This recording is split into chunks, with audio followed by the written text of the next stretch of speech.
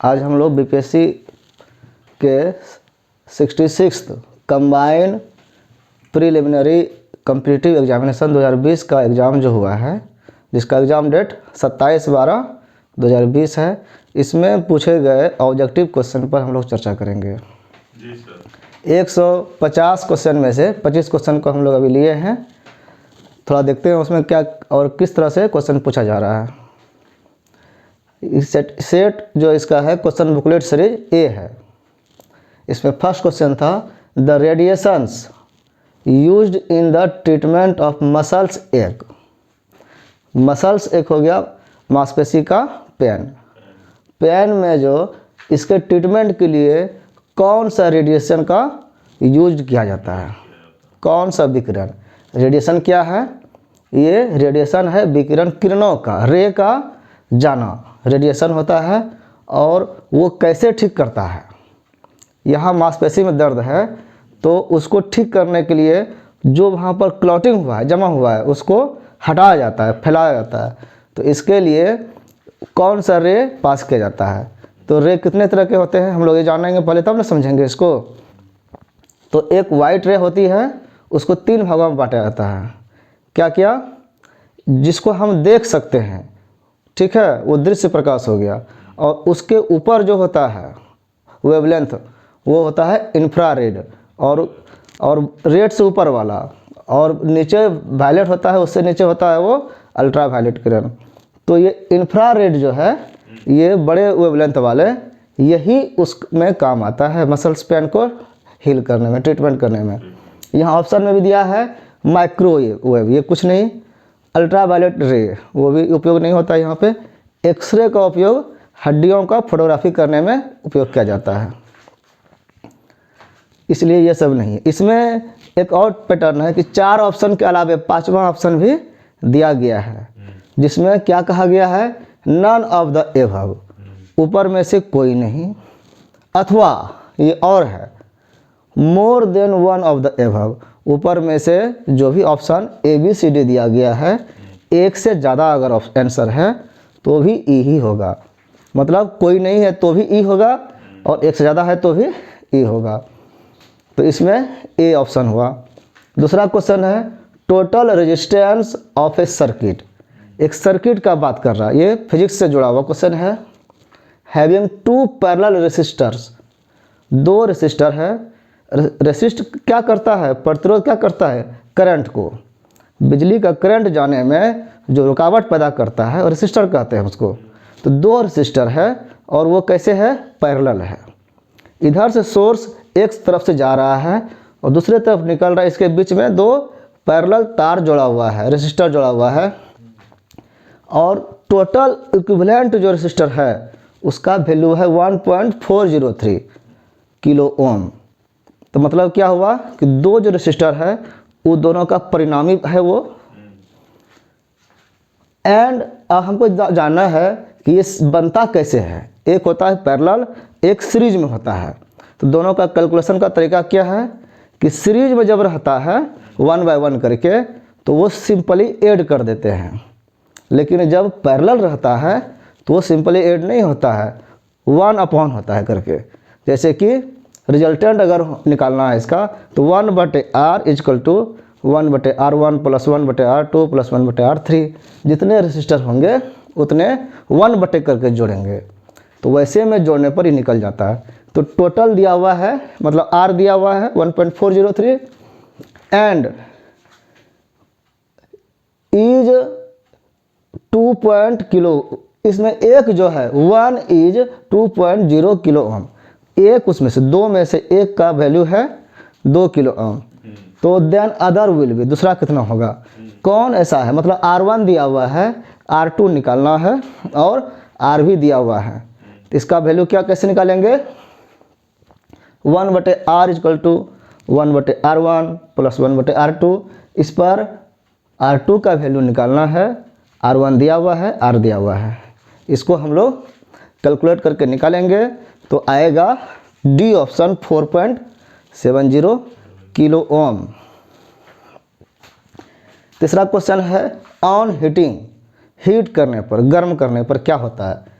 तो ये भी फिजिक्स से है। The resistance of A semiconductor. Semiconductor क्या है?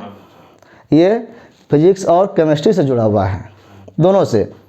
ये जितने भी मटेरियल्स होते हैं केमिस्ट्री में उसको 3 भागों में बांटा गया है, एक मेटल, एक नॉन मेटल और तीसरा सेमीकंडक्टर।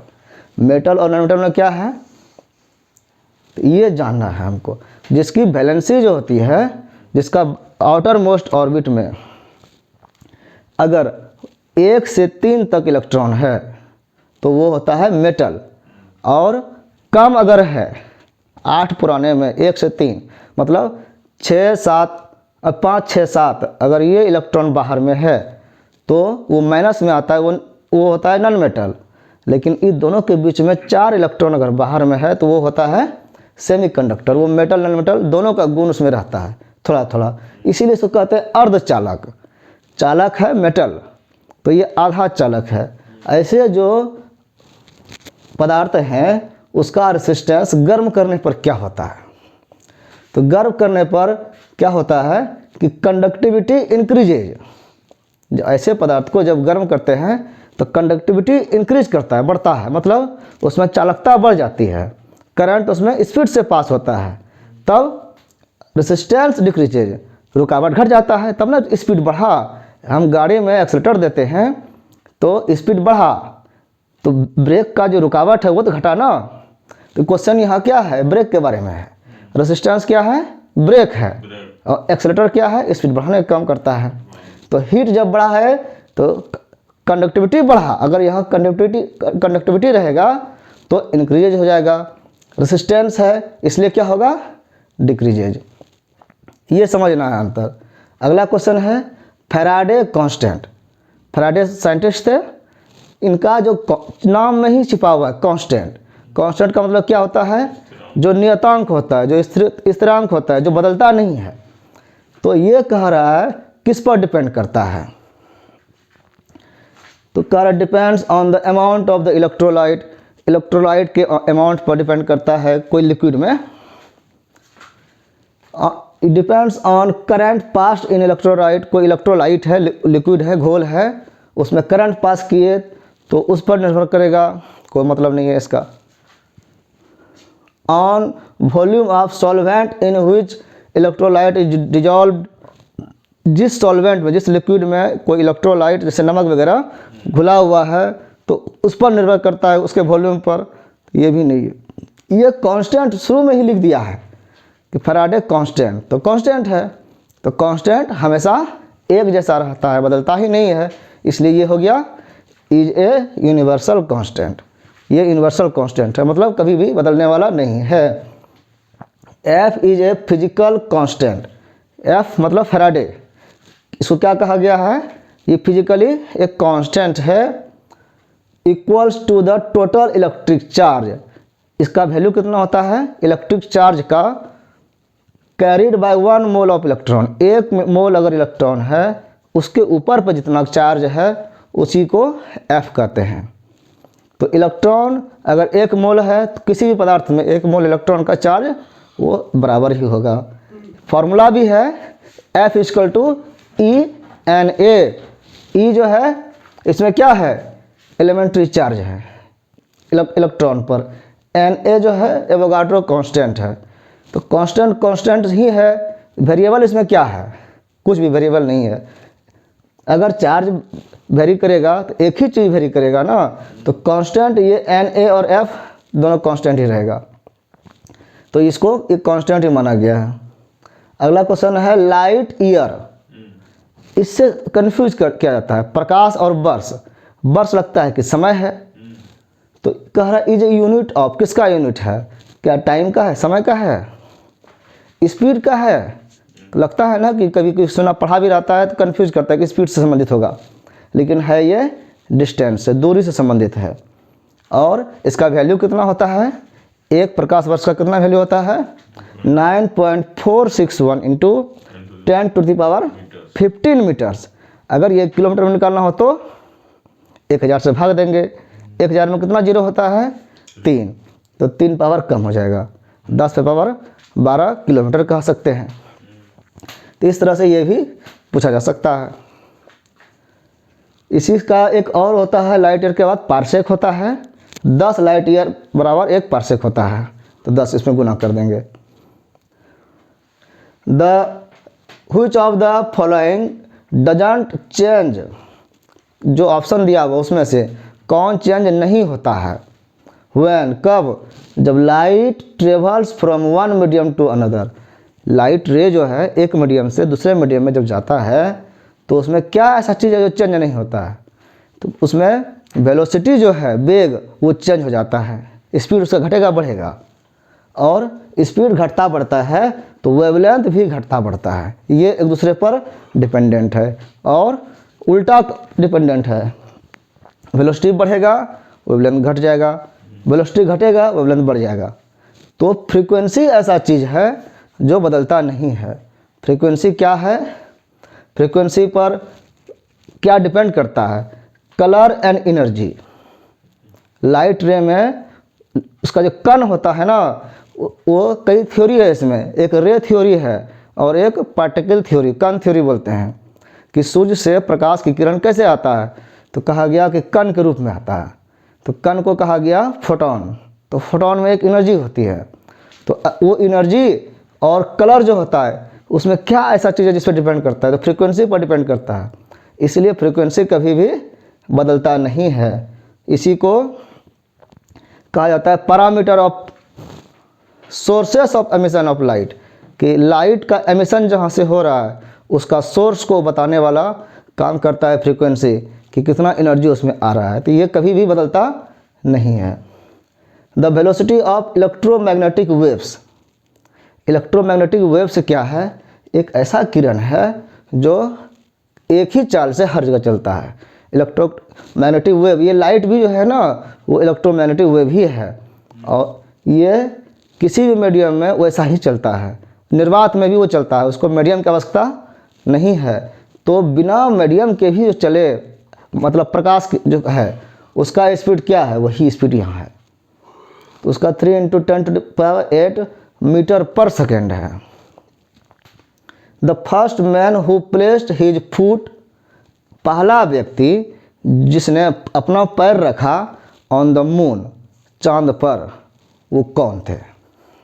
ऑप्शन है Leonov, Neil Armstrong, Michael Collin, James Van Allen. कौन थे इसमें? इसमें एक कहानी है कि जॉन एफ कैनेडी जब अमेरिका के राष्ट्रपति थे तो उन्होंने अंतरिक्ष में भेजने के लिए कुछ प्लान किया। क्या प्लान किया कि 16 जुलाई को 1969 ईस्वी को अपोलो 11 मिशन को लॉन्च किया, ब्लास्ट किया, मतलब ऊपर जाने के लिए। अपोलो में, अपोलो अंतरिक्ष यान है जिसमें बैठा के आदमी को ले जाया जाता है। 11वां मिशन था ये, और 4 दिन में वो मून पर पहुंचा 20 जुलाई को। कितने आदमी थे साथ में? 3 व्यक्ति थे साथ में। 3 व्यक्ति में ये नील आर्मस्ट्रांग जो है ये चांद पर उतरे, पहला व्यक्ति। दूसरा व्यक्ति साथ में था एल्ड्रिन, ये भी था। तो कितने कदम चले चांद पर? 4 कदम चले, 2 इसका 2 उसका। पहला व्यक्ति ये था, दूसरा व्यक्ति एल्ड्रिन था, और तीसरा व्यक्ति उस अपोलो यान में चांद का ऑर्बिट का कक्षा में घूमते रहा, उसको वॉच करते रहा कि कुछ अगर होगा, अगर वो मर गया, कुछ हो गया तो हम तो जाकर बताएंगे ना कि ऐसे ऐसे घटना हुआ। तो एक बताने के लिए Michael Collin stayed in orbit around moon, moon के चारों ओर जो ऑर्बिट था कक्षा, उसमें माइकल कोलिन रुका हुआ रहा। तो ये घटना उस समय 1969 की है। तो यहाँ पूछा गया कि कौन उतरा, तो नील आर्मस्ट्रांग है। The number of neutrons in nucleus of plutonium nuclide, neutron का कितना संख्या है? क्या होता है न्यूट्रॉन? तो कोई भी न्यूक्लियस में या एलिमेंट में 3 कण है मुख्य रूप से। क्या क्या है? Electron, proton, neutron. तो इलेक्ट्रॉन जो है वो बाहरी कक्षा में है। न्यूक्लियस में 2 चीज़, न्यूट्रॉन और प्रोटॉन, इन दोनों को मिला करके उसका एटॉमिक वेट बनता है। तो ये जो ऊपर में लिखा हुआ है ये एटॉमिक वेट है, इसमें न्यूट्रॉन प्लस प्रोटॉन है, और ये जो संख्या है ये इलेक्ट्रॉन और प्रोटॉन का बराबर संख्या है, मतलब ये प्रोटॉन है। तो कह रहा है कि प्रोटॉन हमको पता है और प्रोटॉन प्लस न्यूट्रॉन हमको पता है, तो न्यूट्रॉन नहीं पता चलेगा, इसमें इसको माइनस कर देंगे। तो 242 में 94 घटा देंगे तो 148 हुआ। ये हो गया न्यूट्रॉन का संख्या, यही पूछ रहा है, सिंपल क्वेश्चन था।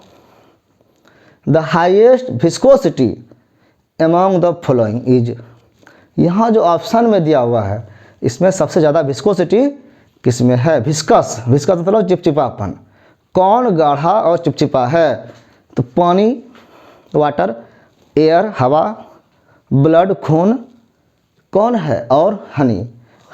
एयर सबसे कम चिपचिपा होगा, कुछ भी नहीं पकड़ रहा है, थोड़ा सा इससे वाटर होगा ज़्यादा, वाटर से थोड़ा ज़्यादा ब्लड होगा थोड़ा गाढ़ा, और ब्लड से ज़्यादा गाढ़ा होता है हनी। हनी इतना गाढ़ा होता है हाथ में लेके ऐसे गिराएंगे तो नहीं गिरेगा, इतना चिपचिपा होता है, इसलिए विस्कोसिटी इसकी ज़्यादा हो गई। Milk is a poor source of, milk में सबसे कम ऐसा क्या चीज़ है? तो उसमें कैल्शियम ज़्यादा होता है, प्रोटीन होता है, विटामिन सी उसमें नहीं होता है। विटामिन सी मतलब खट्टापन, अगर उसमें नींबू डाल दिया जरा सा तो क्या होगा? दूध फट जाएगा, तो ये होता नहीं है उसमें। तो यही कहा जा रहा है कि क्या नहीं होता है, विटामिन सी नहीं होता उसमें। द ब्रेथ टेस्ट हो गया कंडक्टेड बाय पुलिस। लोग दारू पी लेते, शराब पीते हैं, इसको रोकने के लिए कि कौन पिया है कौन नहीं पिया है, तो पीने वाले को पकड़ने के लिए पुलिस अभियान चलाती है। तो सूंघ करके बोलेगा, पूछ के बोलेगा, उसके लक्षण को देख के बोलेगा, पकड़ेगा। तो ये इसमें बहुत लोग चालाकी करते हैं, पी करके कुछ ऐसा चीज़ खा लेते हैं कि वो महकता नहीं है। तो इसको रोकने के लिए, उसको भी पकड़ पाने के लिए एक कुछ इसमें क्या, तो हम शराब पीते हैं तो उसमें क्या रहता है? अल्कोहल रहता है। तो अल्कोहल को कैच करने के लिए क्या ऐसा चीज़ है जो पुलिस प्रयोग करता है? टू चेक ड्रंकन ड्राइवर, अगर कोई ड्राइवर पी के चला रहा है, एक्सीडेंट कर सकता है भविष्य में, तो उसको रोकना है। Has which one of the following on filter paper, तो वो जो सुंघाता है उसमें पेपर पे क्या रहता है जो रिएक्ट करता है और कुछ कलर शो करता है? तो वो है पोटासियम डाइक्रोमेट सल्फ्यूरिक एसिड, ये केमिकल है, यही उसमें रहता है। पोटासियम डाइक्रोमेट का ये फार्मूला है K2Cr2O7। Glucose is converted two ethyl alcohol, glucose है वो इथाइल अल्कोहल में कन्वर्ट हो जा रहा है बाय एंजाइम। कौन एंजाइम के द्वारा? एंजाइम का नाम है माल्टेज। जितने भी एंजाइम है ना उसमें ए रहेगा, एज है तो वो एंजाइम है, ये पहचान है। माल्टेज, इन्वर्टेज, जाइमेज, डायस्टेज या नन।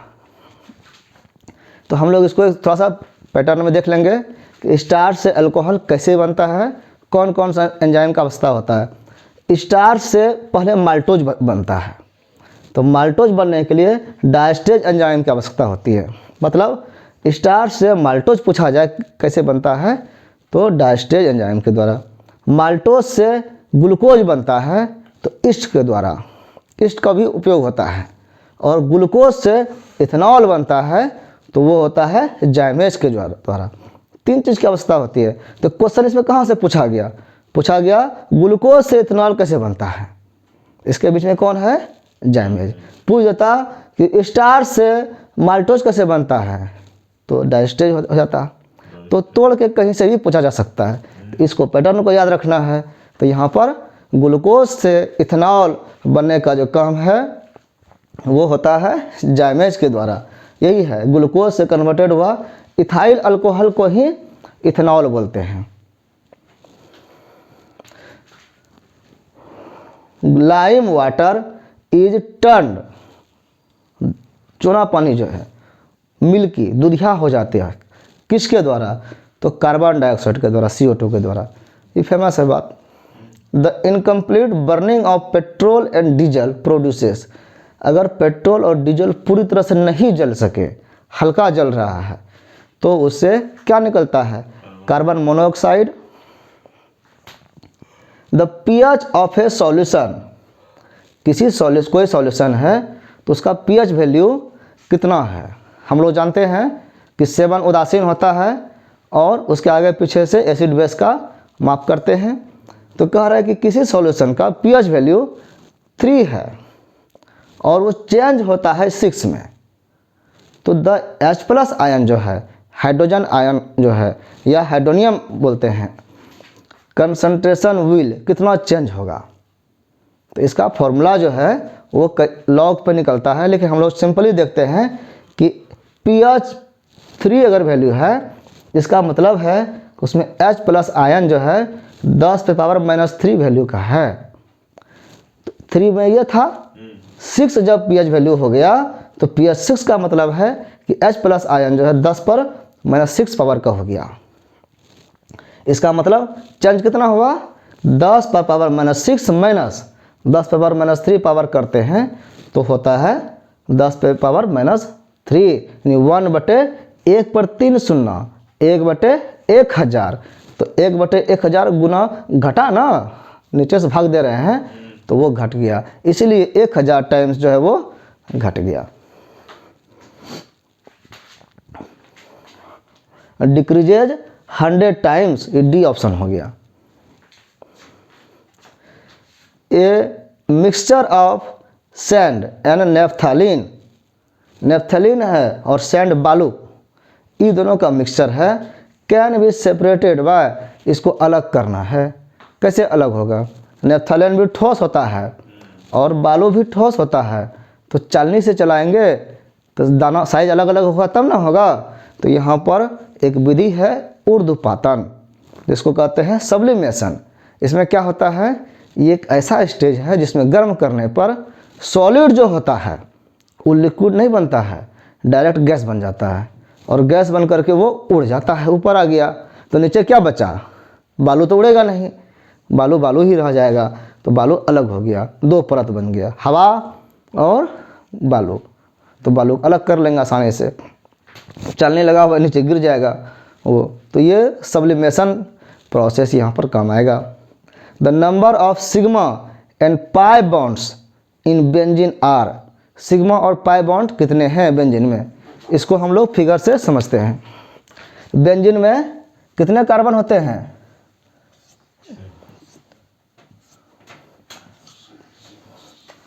6 कार्बन होते हैं और इसके बीच में जो बॉन्ड होता है वो इस तरह से होता है, एक सिंगल एक डबल बॉन्ड। ठीक है, तो कितने बॉन्ड हो गए, एक कार्बन के पास 2 1 3 बॉन्ड हुआ, सबके पास एक एक गो हाइड्रोजन है।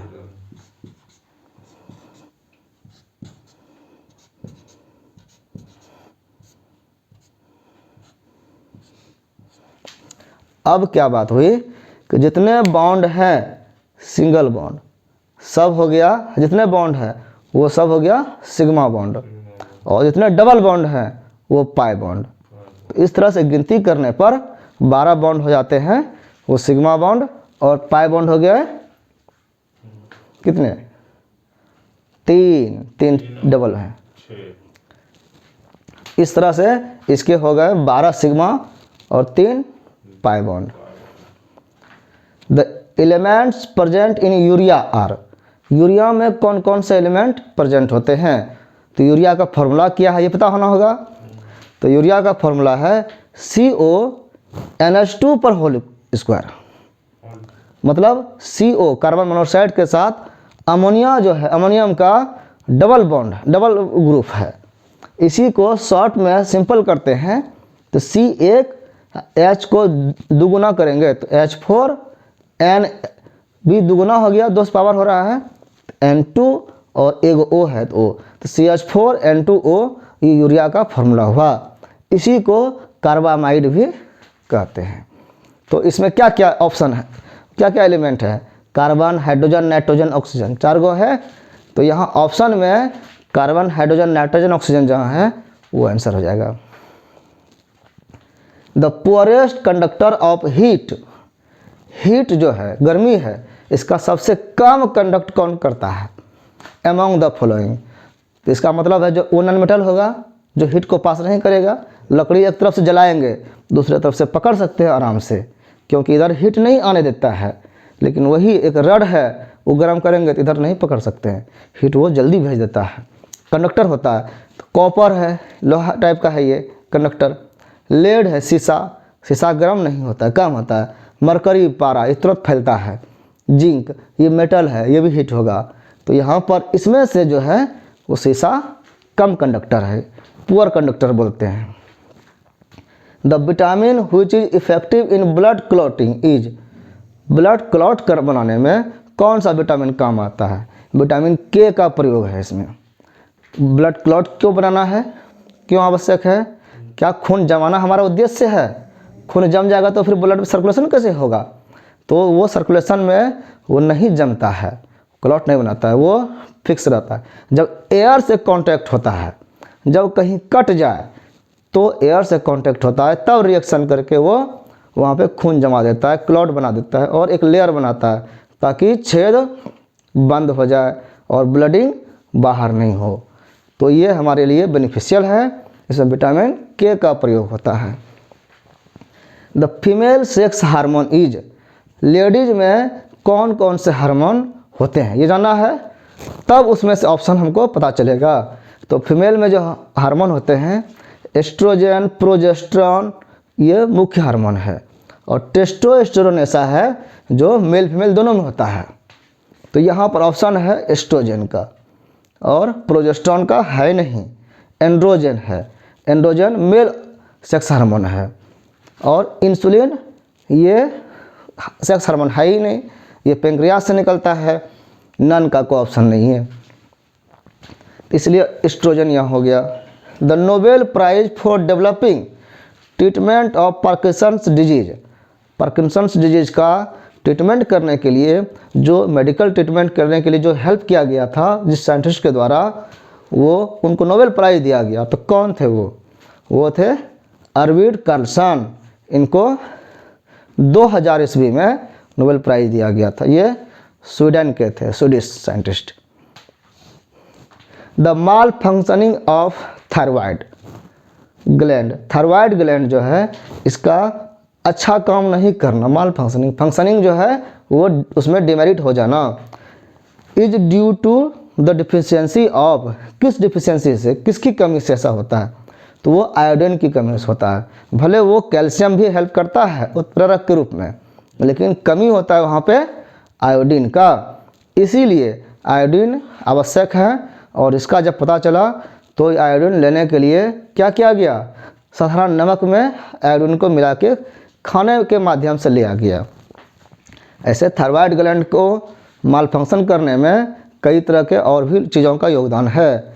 अगर वो कम काम कर रहा है तो थायरोक्सिन हार्मोन कम बनेगा। ऐसे चीज़ों को कहते हैं हाइपोथायरॉयडिज्म। इसके और भी कारण है, जैसे कि इसके काउज्ड बाय ग्रेव्स डिजीज भी बोलते हैं, ग्रेव्स डिजीज के कारण ये हाइपोथायरॉयडिज्म होता है। और ये जब हो गया तो वो ठीक नहीं होता है, ये ऑटो इम्यूनो डिजीज है, ऑटोमेटिक इम्यून सिस्टम से संबंधित, वो लड़ने के लिए वो बीमारी आ जाता है। The sensitive area of the human tongue, हमारा जो टंग है, जीभ है, इसका हर एरिया का अलग अलग काम है। इसमें टेस्ट बड होता है, स्वाद की कलियाँ होती है जो हमारे स्वाद को चखता है। तो वो कह रहा है कि बिटरनेस का कौन सा पार्ट है, तो हमको जानना होगा कि जीभ में कौन भाग में कौन सा टेस्ट होता है। तो एक सिंपल स्ट्रक्चर यहाँ है जीभ का, ये जीभ का अंदर वाला पिछला भाग है और ये टीप है। तो टीप में स्वीट होता है, स्वीट के बगल में साल्ट है, नमक, नमकीन, आगे मिठाई, उसके बाद नमकीन, और उसके बाद खट्टा, सावर, और सबसे लास्ट में जो है जड़ में वो है बिटरनेस, तीखा। हम मिर्ची खाएंगे, जी पर भी रखेंगे तो तीता यहाँ पर पता नहीं चलता है, तीता हमको अंदर में पता चलता है। क्यों? क्योंकि यहाँ का टेस्ट बड ही उसको पहचान सकता है कि बिटरनेस है। चीनी खाएंगे तो चीनी अगर हम यहाँ से नहीं चखेंगे, डायरेक्ट यहाँ रखेंगे तो मीठा हमको कम बुझाएगा, घुल कर जितना यहाँ आएगा उतना हमको मीठा लगेगा। नहीं तो मीठा पता नहीं चलेगा। तो ये अलग अलग पार्ट है। आज क्वेश्चन किससे है? बिटरनेस का। तो ये कहाँ है? पिछला पार्ट। तो इसलिए इसका ऑप्शन होगा, टिप नहीं होगा, मिडिल पार्ट नहीं होगा, पोस्टीरियर पार्ट होगा। तो इस तरह से हम लोगों ने 25 क्वेश्चन देखे। इसका आगे वाला क्वेश्चन अगले वीडियो में देखेंगे।